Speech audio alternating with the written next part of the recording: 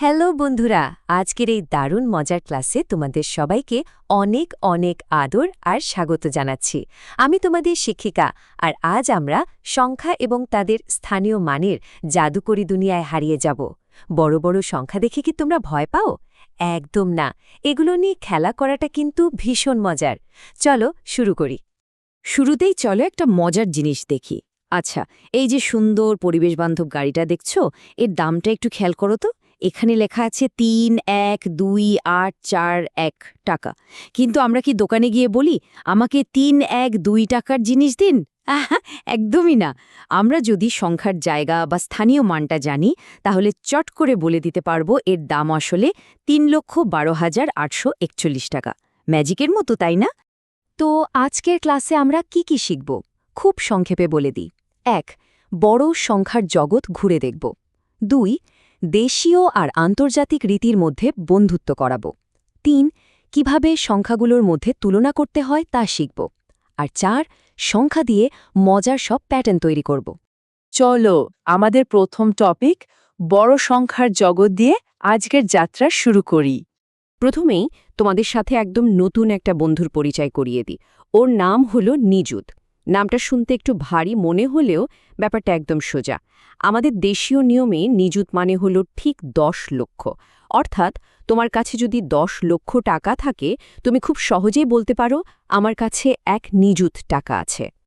এবার স্ক্রিনের এই পেল্লায় সংখ্যাটার দিকে একটু তাকাও তো। বাপরে, ২,১,০,৪,৬, অনেকগুলো অঙ্ক, তাই না? আসলে এটা হচ্ছে ২০২২ সালের একটা হিসাব অনুযায়ী আমাদের পুরো বাংলাদেশের সব প্রাথমিক বিদ্যালয়ের মোট শিক্ষার্থীর সংখ্যা। একটু ভেবে দেখো তো, তোমাদের মতো কত কত বন্ধু মিলে একসাথে পড়াশোনা করছে। লক্ষ্য আর নিজেদের গল্প তো শুনলে, এবার এদের চেয়েও বড় এক বন্ধুর সাথে দেখা হোক, যার নাম কোটি।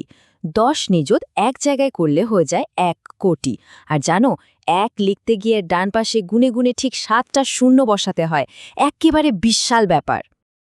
ঠিক আছে, এবার আমরা যাব আমাদের দ্বিতীয় টপিকে, দেশীয় আর আন্তর্জাতিক রীতি। চলো দেখি বাইরের দেশের সাথে আমাদের নিয়মের কি মিল। এই যে ছকটা দেখছো, এটা কিন্তু একটা দারুণ সেতুর মতো কাজ করছে। একটু খেয়াল করলেই দেখবে আমাদের দেশীয় রীতির সেই নিয়জুত বন্ধুটা আর আন্তর্জাতিক রীতির মিলিয়ন একদম গায়ে গা লাগিয়ে পাশাপাশি বসে আছে। মানে হলো, আমরা যাকে বলি ১০ লক্ষ বা এক নিয়জুত, বিদেশিরা সেটাকে স্টাইল করে বলে ১ মিলিয়ন।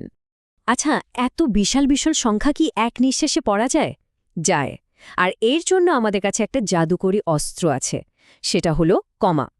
দেশীয় নিয়মে আমরা ডান দিক থেকে প্রথমে ৩ ঘর, এরপর ২ ঘর, তারপর আবার ২ ঘর পরপর কমা বসায়।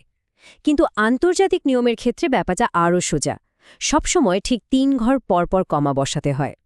সেই যে একটু আগে আমরা আমাদের প্রাথমিক বিদ্যালয়ের বন্ধুদের বিশাল সংখ্যাটা দেখলাম, মনে আছে?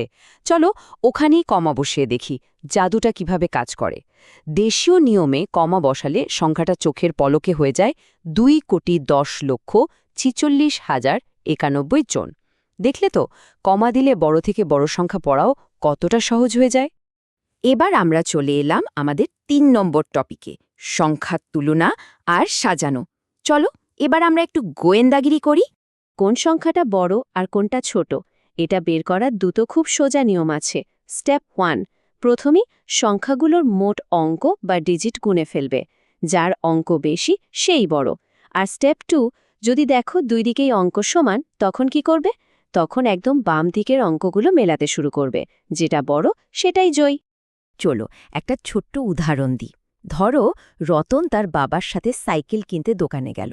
সেখানে ৩টে সাইকেলের দাম লেখা, ৫৬/৪৮ টাকা, ৭৪/২৫ টাকা আর ৮৬০০ টাকা। এখন আমাদের গোয়েন্দা নিয়ম খাটিয়ে বলো তো, কোনটা সবচেয়ে সস্তা? দেখো, সবগুলোরই কিন্তু ৪টে করে অঙ্ক, তাই আমরা বাম দিকের সংখ্যাগুলো দেখব। ৫, ৭ আর ৮-এর মধ্যে ৫ সবচেয়ে ছোট, তাই ৫৬/৪৮ টাকার সাইকেলটাই সবচেয়ে সস্তা। কি খুব সহজ না? এই নিয়মগুলো কিন্তু শুধু বইয়ের পাতায় নয়, বাস্তব জীবনেও খুব কাজে লাগে। এই যে চার্টটা দেখছো, এখানে টাঙ্গাইল, যশোর আর খুলনার জনসংখ্যা দেওয়া আছে। এখন তোমরা নিজেরাই কিন্তু তোমাদের নতুন শেখা ওই নিয়মটা দিয়ে চট করে বলে দিতে পারবে কোন জেলায় মানুষ সবচেয়ে বেশি থাকে। এবার আমাদের শেষ টপিক সংখ্যা ও প্যাটার্ন তৈরি। এটা আমার সবচেয়ে প্রিয় অংশ, কারণ এখানে আমরা সংখ্যা নিয়ে মজার খেলা করব। চলো একটা গেম খেলি। ধরো আমি তোমাদের হাতে কয়েকটা নাম্বার কার্ড ধরিয়ে দিলাম, 3, 8, 5, 9 আর 1। এবার বললাম এগুলো দিয়ে সবচেয়ে বড় সংখ্যাটা বানাতে হবে।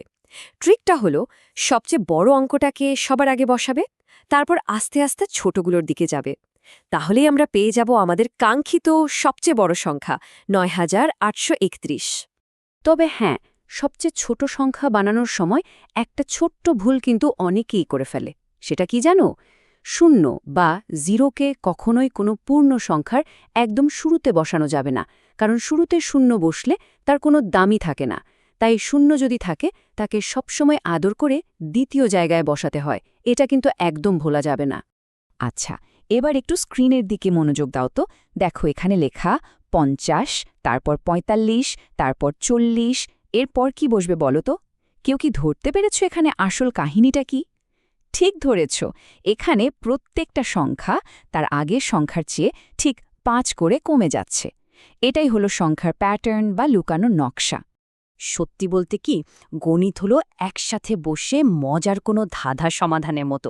এই যে সুন্দর সুন্দর প্যাটার্ন বা জ্যামিতিক নকশাগুলো আমরা দেখি, এগুলো আমাদের শেখায় যে প্রত্যেকটা সংখ্যার সাথে অন্য আরেকটা সংখ্যার খুব মিষ্টি একটা সম্পর্ক আছে। শুধু একটু মন দিয়ে দেখলে সেই লুকানো কোডটা বের করে আনা যায়। দেখতে দেখতে কিন্তু আমরা আজকের এই মজার ক্লাসের একদম শেষে চলে এসেছি। তবে যাওয়ার আগে তোমাদের সবার জন্য একটা ছোট্ট মজার চ্যালেঞ্জ। আজ বাড়িতে গিয়ে তোমাদের চারপাশে একটু চোখ বুলিয়ে দেখবে। জানালার গ্রিল, মেঝেতে পাতা টাইলস বা এমন কি ক্যালেন্ডারের পাতাতেও এমন কোনো সংখ্যার নকশা বা প্যাটার্ন লুকিয়ে আছে কিনা। আমি নিশ্চিত তোমরা দারুণ কিছু খুঁজে পাবে।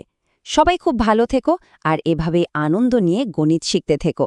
দেখা হবে পরের ক্লাসে।